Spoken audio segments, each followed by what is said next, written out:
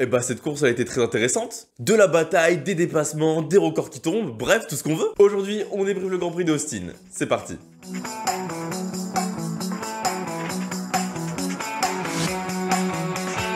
Des pénalités encore et toujours. Ce week-end, il a commencé par l'annonce de pénalités pour Charles Leclerc, Sergio Pérez et Fernando Alonso. Du coup, on savait déjà d'avance en qualification que ça serait pas la grille finale.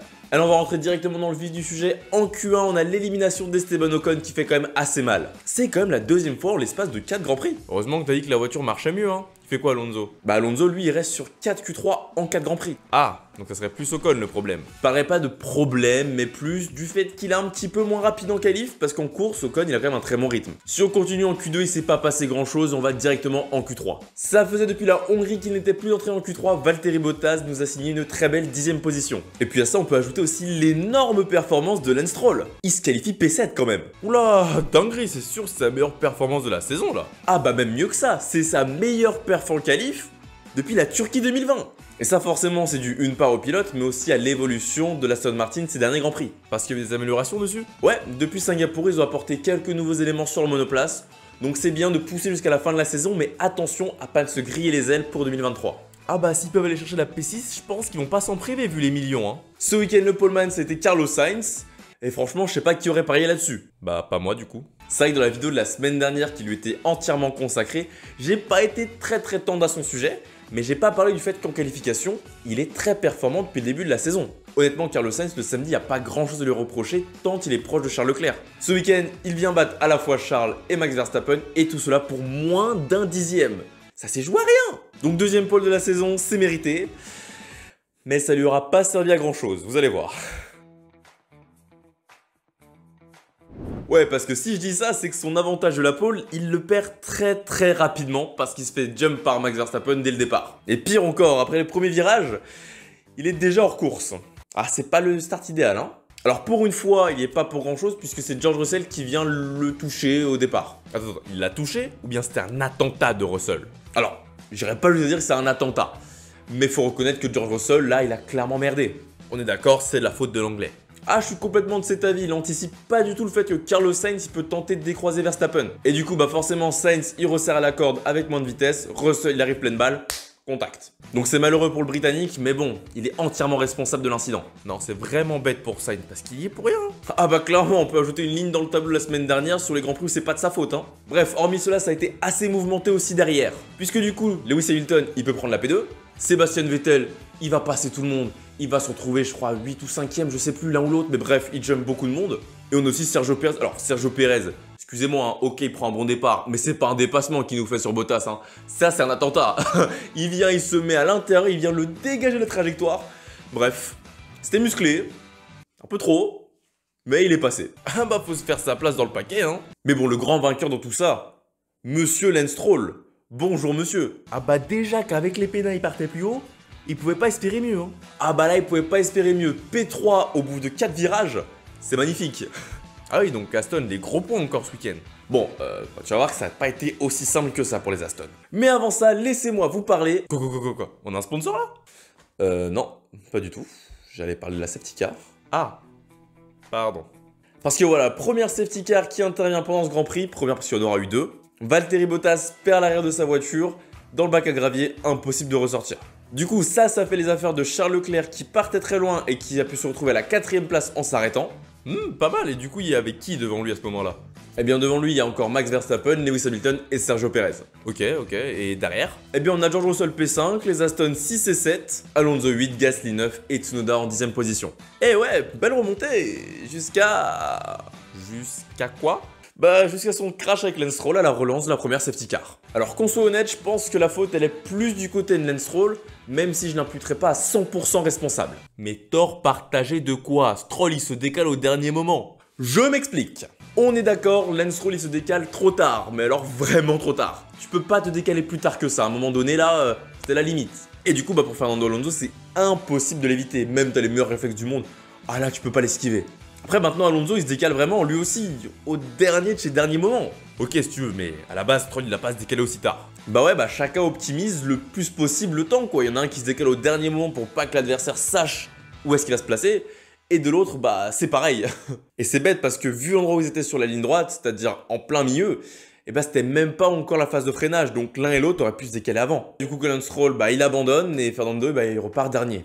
On avance désormais jusqu'au 36e tour où Max Verstappen va s'arrêter pour la deuxième fois dans le Grand Prix. Lewis qui est toujours deuxième, hein, vraiment grosse perf, il s'était arrêté juste un tour avant, donc c'est normal que Max s'arrête pour couvrir. Sauf que voilà, Red Bull se plante. Ah oui, je vous assure, assez rare, hein, mais il se plante. Alors du coup, le néerlandais forcément, bah, il est pas content à la radio, et il se retrouve même derrière Charles Leclerc, après avoir perdu 8-9 secondes quoi. Ah oui, là pour se planter, c'est se planter, ils font pas les choses à moitié. Hein. Du coup, bah ici là, ça commence à espérer la victoire de Lewis Hamilton, mais on est très vite redescendu sur terre. Hein. Ah ouais, aussi vite. Eh bien Max il était en médium et Lewis en hard, et avec 20 tours restants, ah bah elle allait remonter très rapidement, on s'en doutait. Et donc bah ça s'est confirmé, hein. Avec 20 tours restants, en à peine une dizaine de tours, il est remonté sur Lewis. Parce que dès qu'il a passé Charles, hein, une seconde au tour et puis voilà. Hein. Faut reconnaître que Red Bull, ils ont à la fois une monoplace et un pilote très performant. Bref, du coup 50e tour comme j'ai dit, il est passé. Et là on a eu le droit à un petit jeu du premier qui sort de la piste, il a perdu. Parce que les deux, ils avaient fait leur maximum de track limit, donc le premier qui sortait, c'était 5 secondes de pénat. Bon, ça a duré que quelques tours, Verstappen, il s'est envolé et Lewis, il a pas pu suivre le rythme. On termine donc cette course. On termine donc la course avec la 33e victoire de Max Verstappen en carrière. Il est suivi par Lewis Hamilton et Charles Leclerc. Sur cette course, j'ai relevé beaucoup de tops et beaucoup de flops. Donc j'ai dû faire une sélection et on va commencer par Lewis Hamilton. Enfin de retour sur le podium. Alors, enfin, attends, laisse-moi regarder un truc. Ouais, c'est bien ce que je me disais. 189 podiums en carrière. C'est pas suffisant déjà? Non, ça ne l'est pas. Et puis de toute façon, ça faisait 5 courses. Ça fait beaucoup. Il a su faire une très bonne qualification en se qualifiant à la 5e position. Il a profité de l'incident au premier tour pour prendre la 2e place et il n'est jamais descendu plus bas. Alors, il a surtout profité des pénats de Sergio et de Charles. Ah oui, forcément, ça aide à un moment donné, mais faut profiter. Surtout quand tu sais qu'aux constructeurs, Ferrari et Mercedes sont plus si loin que ça. En même temps, ça a une 0 points sur les 2 derniers Grands Prix. Tu m'étonnes que ça se rapproche. Ah clairement, aujourd'hui Lewis il est revenu à 3 points de Sainz. Donc il remonte au classement, il fait un très bon week-end. C'est une très bonne performance pour Lewis Hamilton. Donc j'ai hâte de voir la fin de saison des Mercedes. On enchaîne avec Sébastien Vettel. L'Allemand ramène une excellente 7ème place. Attends une seconde, depuis quand il finit 7ème? Il finit 8ème, hein? Non, 7ème. Alors, je t'assure qu'il a fini 8ème. Regarde. Oui, mais regarde. Ah ouais, non mais d'accord, à un moment donné aussi, si la fin de la course, ça c'est pas le bon, moi j'y peux rien, j'ai d'autres choses à faire. Hein. Bref, que ce soit 7 ou 8, Aston Martin a de nouveau marqué des gros points. Il continue de m'impressionner course après course. Hein. Et puis Vettel, en plus de ça, il a pu passer la barre des 3500 tours menés pendant un Grand Prix. Eh ben, j'aurais pas pensé qu'il l'aurait atteint avant la fin de la saison. Hein. Honnêtement, si on prend le Grand Prix dans l'ensemble, moi je m'attendais pas à les voir plus haut que 10ème ou 9ème. Comme quoi ils font encore une fois mentir. Oui, enfin, oublie pas que Sainz il est pas là et qu'Alonso il finit devant l'arrivée quand même. Hein. Certes, c'est clair, mais c'est la F1 et comme je le rappelle souvent, c'est pas qu'une question de performance pure. À un moment donné, il y a des circonstances de course, faut être là pour les saisir hein, quand t'as des bonnes opportunités. Donc oui, Vettel qui ramène 6 points, c'est une masterclass. Mais maintenant, si on est complètement honnête, je suis quand même un poil déçu de leur week-end à Aston Martin. Je m'attendais quand même un petit peu mieux. Ouais, mais quand même, ils ont scoré plus de points que leurs adversaires, c'est bien. Ouais, mais quand tu vois la course, ils auraient pu scorer encore plus. Si Stroll se plante pas, c'est au minimum 10 points qu'ils ramènent. Mais bon, dans l'ensemble, on va garder en tête le positif. Maintenant, ils sont très proches Alfa Romeo. Donc il y a moyen que d'ici la fin de la saison, Aston Martin, il finit 6ème. Allez, on va terminer avec Esteban Ocon. Il est parti dernier et il finit 10ème. Comment ça 10ème? Avec la pénade d'Alonso. Ah oui, c'est vrai. Au vu du scénario en qualif qui fait partir 17ème, qu'au final il part des stands carrément, terminé dans les points, chapeau monsieur. Il a quand même fait une très belle remontée avec une stratégie qui était différente des autres parce qu'il est parti en pneu hard. Et remonter dans le paquet quand t'as ni une Ferrari, ni une Red Bull, ni même une Mercedes, c'est pas chose super aisée. Du coup, il efface un petit peu ses déboires du samedi en ramenant des points. Et je pense que c'est ce qu'on va le plus retenir de lui ce week-end. Ouais, enfin la pénade de Gasly l'a bien aidé à rentrer dans les points quand même. Hein. Ah oui, encore une fois, hein, c'est les circonstances de course. Et t'inquiète pas, les flops, on va y arriver rapidement. Attends. Pas un mot sur Verstappen, alors qu'il fait 13 victoires cette saison.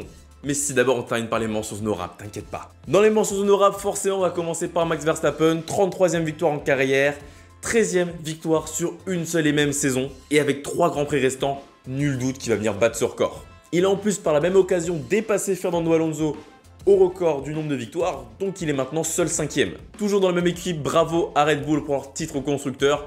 Voilà, on savait que c'était acquis depuis un moment, mais maintenant c'est fait. Bravo aussi à Alexander Albon qui a fait une très belle performance en qualif, et malheureusement il lui manque pas grand chose pour en course terminer dans les points, mais une 13ème position avec une Williams, c'est très bien. Et enfin Lando Norris. Il y a une vidéo qui va bientôt arriver sur lui, je pense, parce que sa saison, elle est remarquable. Et encore une fois, il finit 6ème, alors qu'il n'a pas à finir 6ème. Mais il profite des circonstances de course. Il est propre, il est solide. Voilà, bravo. Allez, on démarre les flops. Et comment ne pas commencer par Carlos Sainz? Non, et franchement, pour une fois, c'est même pas de sa faute. Franchement, prendre une pole qui est totalement méritée pour finir comme ça? Ah ouais, non. C'est chaud. Alors, est-ce qu'il aurait pu faire autrement? Ne pas rater son départ? Bah, premièrement, oui, parce que s'il rate pas son départ, il se retrouve pas dans cette situation. Mais au-delà de ça, en vrai, sa manœuvre de tenter de croiser vers Max Verstappen, c'est pas une mauvaise manœuvre dans l'absolu. C'est même une très bonne idée. Il s'est fait passer et la seule solution qu'il a, c'est de mieux se placer pour être dans les S et forcer Verstappen à le laisser passer. Mais bon, voilà, il y a la fusée Russell qui arrivait par derrière, il a pas pu faire autrement que de se faire cogner parce qu'il était là, quoi. C'est vraiment dommage parce qu'il aurait eu l'occasion de faire une nouvelle fois un podium, histoire de se relancer après son crash au Japon. Ouais, et puis maintenant il peut même finir 6ème au championnat. Ah ça peut être l'immense disaster class de la saison, hein. Pire que Ricciardo. Ouais. Un week-end à oublier pour Pierre Gasly. C'est dommage parce que P13 en qualif, ça augurait de bonnes choses pour le dimanche. Mais bon, malheureusement, la course ne s'est pas du tout, mais alors du tout, passée comme prévu. Surtout quand on sait que dans une course mouvementée avec des abandons, les années précédentes, AlphaTauri Gasly, c'était les maîtres pour récupérer les points. Ah non, mais là, cette année, c'est erreur sur erreur. C'est vraiment bête parce qu'il part P11 après les pénalités, il se retrouve 8ème très rapidement, et franchement, la place dans le top 10, elle était assurée. Mais une première pénalité parce qu'il n'a pas respecté l'écart de 10 voitures sous voiture de sécurité. Je sais pas si c'est pas la même infraction que Perez avec Comi, faudrait que j'aille regarder. Et puis ensuite, comique de la course, hein, sa pénalité mal effectuée, il se reprend une autre pénalité. Mais comment tu peux mal effectuer une pénalité? Ah bah probablement qu'ils ont touché la voiture trop tôt, mais au final à l'arrivée il finit hors des points et avec la pénalité il finit même 13ème. Vraiment, mais vraiment bête quoi, parce que sans ces pénalités, alors déjà avec une pénalité, mal effectuée certes, mais avec une pénalité, il finit quand même 11ème. Donc sans la pénalité, mais il finissait largement dans le top 10 quoi. Alors on va terminer avec les mentions honorables en flop. Je sais pas trop si on peut dire ça comme ça. On commence avec Lance Stroll. Vraiment dommage parce qu'il faisait un week-end mais comme ça. Et pourtant on parle de Lance Stroll, messieurs dames. Mais voilà, au final ce crash il coûte de gros points à Aston Martin. George Russell également en flop. Il s'en sort bien finalement avec les safety cars en finissant 5ème. Mais voilà, son erreur de jugement, c'est des choses qu'on doit pas voir dans une top team et surtout quand tu joues les avant-postes. Après voilà, il est jeune, c'est sa première année chez Mercedes. Ricciardo. Alors, je sais que c'est facile de le mettre dans les flops. Mais quand tu penses que tu peux pas aller plus bas, bah il te prouve que si. Non, avant-dernier quand même, c'est chaud. C'est vraiment chaud là. Et enfin, on termine par Valtteri Bottas. C'est vraiment dommage qu'il s'est mis dans le bac à gravier tout seul parce qu'il y avait l'occasion ce week-end de mettre des points. Et Alfa Romeo, ça fait très longtemps qu'ils ne sont pas mis des points. Ils en ont mis un sur les 8, 9 derniers Grands Prix quoi. Un seul, à 2 voitures. C'est pire que As. Voilà, c'est ainsi que se termine ce débrief du Grand Prix d'Austin des États-Unis. Grand Prix d'Austin des États-Unis, c'est long mec. J'espère qu'il vous aura plu. N'hésitez pas à mettre en commentaire votre avis sur ce Grand Prix. Qu'est-ce que vous en avez pensé? Si vous êtes d'accord ou pas avec mes tops et mes flops. Moi je vous dis à la prochaine. C'était Georges F1. Salut.